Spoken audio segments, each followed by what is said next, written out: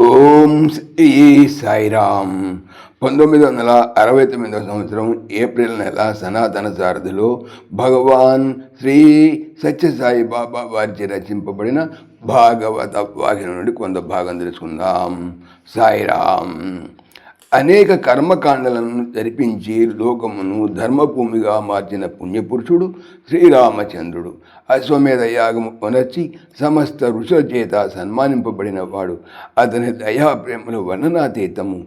గ్రద్ద జాతికి చెందిన ఒక నీచ పక్షి జటాయువును ఒడిలో ఉంచుకొని తన కేశములతో దానిపై కప్పుకోబడినటువంటి ధూళిని తుడిచి, అనగా తనయుడు తండ్రికి తర్పణములు ఇచ్చినట్ల ఆ పక్షి మరణించిన తరువాత క్రియాకర్మలను అనర్చను. రామరూపమునందే ఆ కోమల సుశీలత సౌందర్య ప్రేమలు ఉట్టిపడుచుండను. తన తమ్ములకు భరత లక్ష్మణాదులను ఎట్టి ప్రేమతో చెంత చేర్చి ఆదరించును. అట్లనే వానులను కూడాను సమాన ప్రేమతో ఆదరించను. రాముడు సాక్షాత్ ధర్మ దేవతావతారము. ధర్మమే ఆ రూపమును ధరించినదని మునులు కూడాను వర్ణించిరి. ఏటికి లోకములో సామాన్య గృహస్థులైన వాళ్ళందరికీ కూడా శ్రీరామచంద్రుని కుటుంబము ఒక మార్గదర్శకమని చెప్పవచ్చును.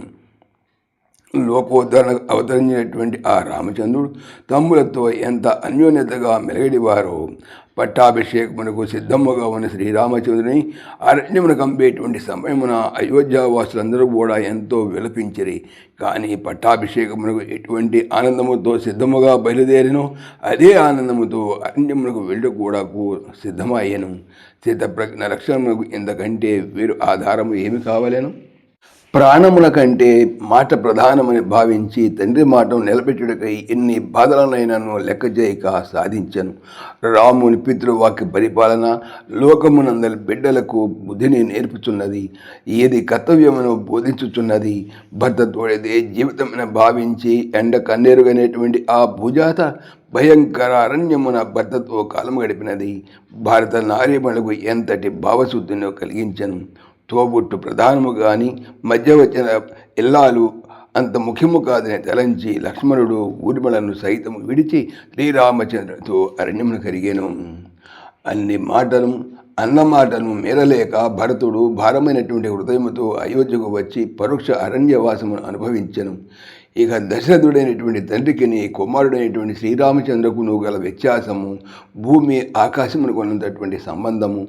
దశరథుడు భార్యను సంతోషపరిచే నిమిత్తము తృప్తిపరచనించి ఎన్ని బాధలైనను ఎదుర్కొనేందుకు సిద్ధమాయను. కడకు కన్న కుమారుడు రాముని సైతము కరవులకు పంపెను. ఇక రామచంద్రుని విషయమా సామాన్యుడకు సాకలివు అనే మాటకు ప్రాధాన్యత ఇచ్చి సీతను కరవులు కంపెను. ఇది ప్రజాధర్మములకు తండ్రి బిడ్డలకు ఎంత వ్యత్యాసం కలదో యోచించుము రాజా. దశరథుడు దేహ భ్రాంతి, రాముడు ఆత్మభ్రాంతి. అబ్బా, శ్రీరామచంద్ర గుణములు వర్ణింప సాధ్యము కాదు మహారాజా. అట్టి పరమ పురుషుని చింతన కంటే మించినటువంటి పురుషార్థం వేరొకటుండునా? ధరించుటకు అవతార పురుషుల లీలలు శ్రవణము చేయుచుండిన చాలును, సర్వ పాపములు సమసిపోవును అని శుకుడు ఆనంద భాష్పములు తుడుచుకుంటుండా పరీక్షిత్ మహారాజు ఇంతలో వికసిత బదనుడై స్వామి ధర్మస్వరూపుడగు రామచంద్రుని గుణములే ఇంత ఆనందమును కలిగించుచుండా పూర్తి లీలామానుష విగ్రహుడగు ఆ శ్యామసుందరుని చిలిపి చేష్టలతో చేరిన అంతరార్థముతో కూడిన ఆ ఆట పాట మాటలు ఎంత మాధుర్యముగా ఉండును.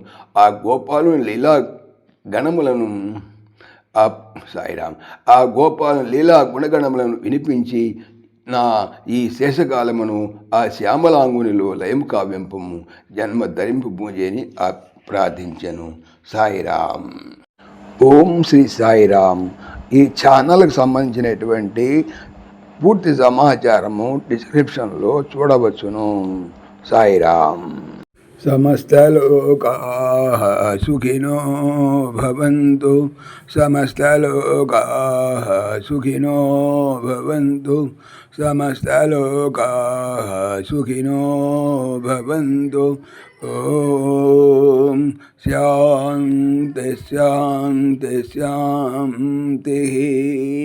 जय भोले भगवान श्री सच्चे साई बाबा जी की जय. जय साई राम. जय जय साई राम.